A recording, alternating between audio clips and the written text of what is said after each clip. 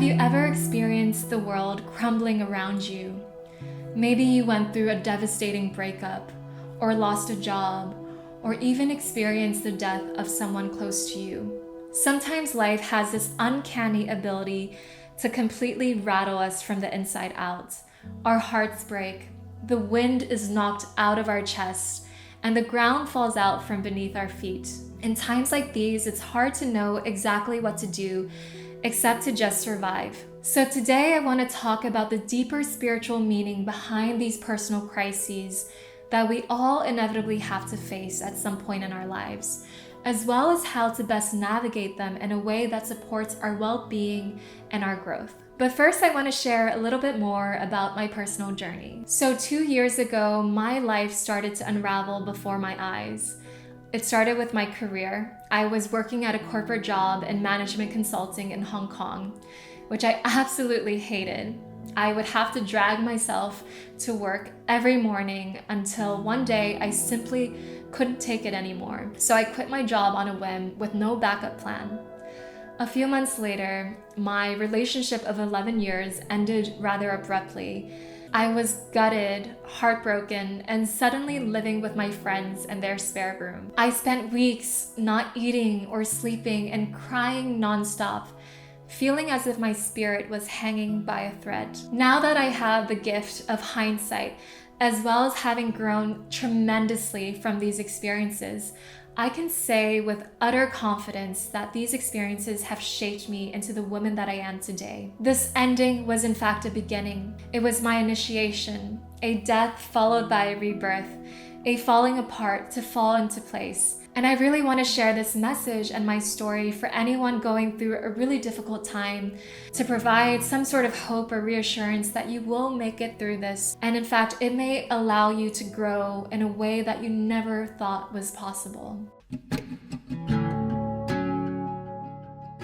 Something I think isn't discussed very often is how important these personal crises are for our spiritual evolution and our growth. Dr. Clarissa Pinkola Estes, in her wildly popular and influential book, Women Who Run with Wolves, refers to these personal crises as a dying. And she talks about dying not in the physical sense, but in the metaphorical sense.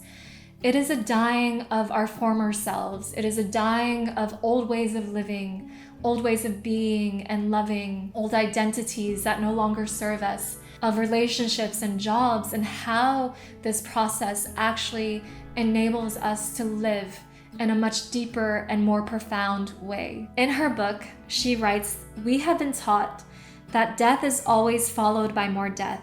It is simply not so.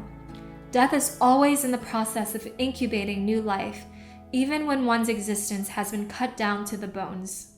When we experience incredible loss in our lives, it may feel like we are actually dying on a physical level. But in this process, some things die in order for new life to be birthed. Say, for instance, you lose a job. Maybe this gives you time and energy to explore other interests and passions that may entirely change the trajectory of your career. The relationship that ends allows you to finally focus on yourself and focus on your healing, growth, and achieving self-love. In my case, when my 11-year relationship ended, it cracked me wide open. It was my catalyst for tremendous growth that I never thought was possible. In Pema Chodron's book, When Things Fall Apart, she says, "Only to the extent that we expose ourselves over and over to annihilation can that which is indestructible be found within us." In this process of healing from my heartbreak and navigating a life of absolute uncertainty, I found something that was indestructible within me. Going through what previously seemed unthinkable shaped me profoundly. The pain of this breakup chipped away at my defenses until I was left open, raw, and tender. I had nowhere to run and nowhere to hide, and I had to confront this immense pain. And it wasn't just pain from my breakup, it was my original pain, the trauma from my childhood surfacing from this intense experience. I was ultimately able to heal this original pain and be liberated from it once and for all. I emerged from this experience so much stronger, wiser, more resilient and true to myself. I stopped looking for love in a partner and discovered an infinite well of love from within me. My heart broke so that it could finally open.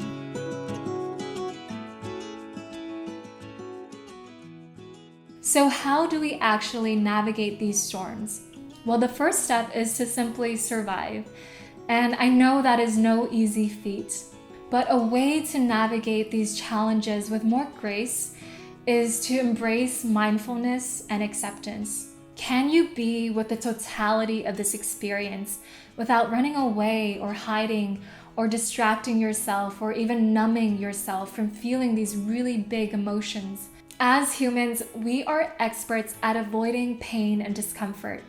We reach for our phones the second we feel a pang of boredom. We rely on our jobs and relationships to distract ourselves from our unworthiness. We over-socialize and overindulge. There are infinite ways to avoid being with the totality of our present experience. Pema Chodron says that rather than indulge or reject our experience, we can somehow let the energy of the emotion, the quality of what we're feeling, pierce us to the heart. So during this very tender and vulnerable time, I encourage you to be with the fullness of your experience. Sit with your emotions, meditate, go for long walks in nature, and be extremely kind to yourself. Practice unconditional love and acceptance for yourself as you navigate these storms. And I promise you, the more you are able to sit with your experience, the sooner it will pass. And it might even awaken something within you.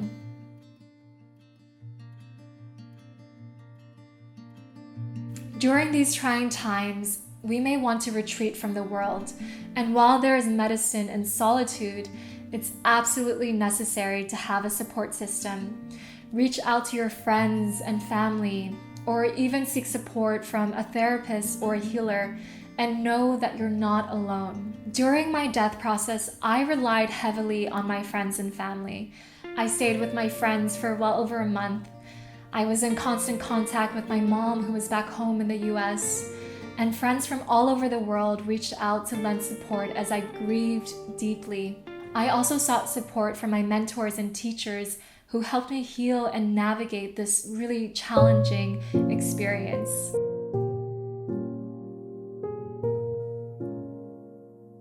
Sometimes when life falls apart, it can trigger the original hurt.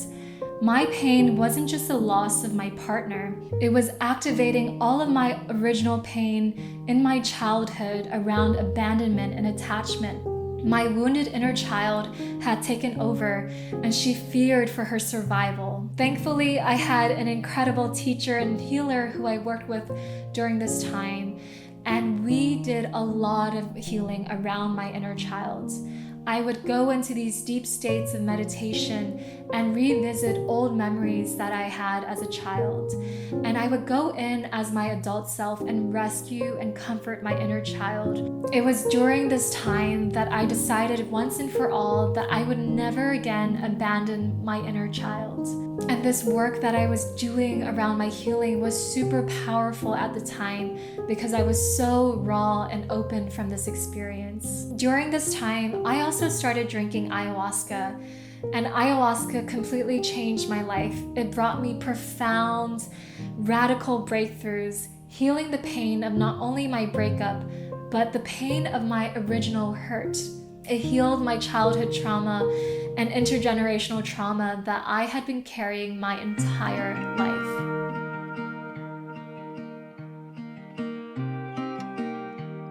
When life rattles us to our core, it's easy to assume that maybe life is working against us. Maybe we've been wronged or we belong to the unlucky ones.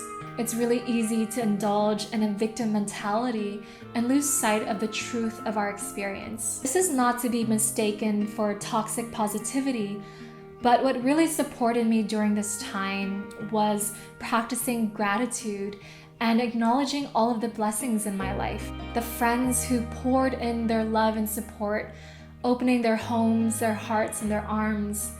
The relationship with my mom that was suddenly rekindled as she rushed in to support and nurture me. This ending opened me up to so much more life in my life. I was able to feel so much more deeply than I did before. I was healing and finally able to cultivate a loving relationship with myself. And this never would have been possible had it not been for my life falling apart.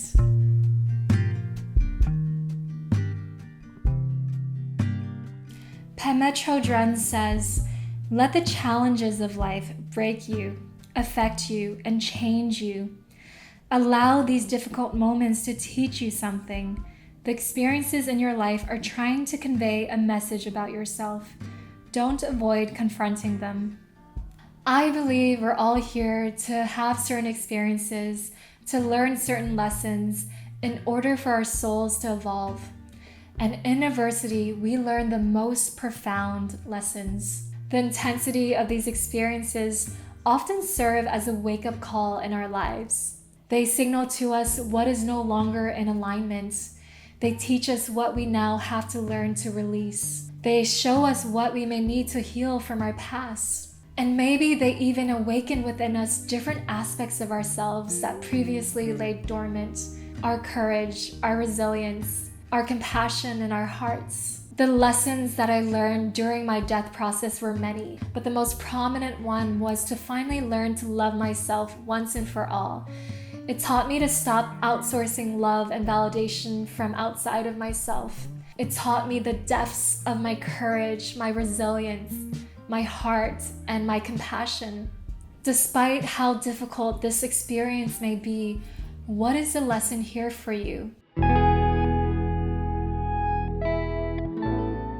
And lastly, the final message that I want to impart upon you is that you will get through whatever you're experiencing. I promise you that you have so much love and support from the universe, and that you have so much courage, strength, and resilience and love within you to help you move through these trying times. And hopefully whatever adversity you're going through will help awaken something within you that will serve you for the rest of your life. As always, thank you so much for watching, and I look forward to seeing you in my next video.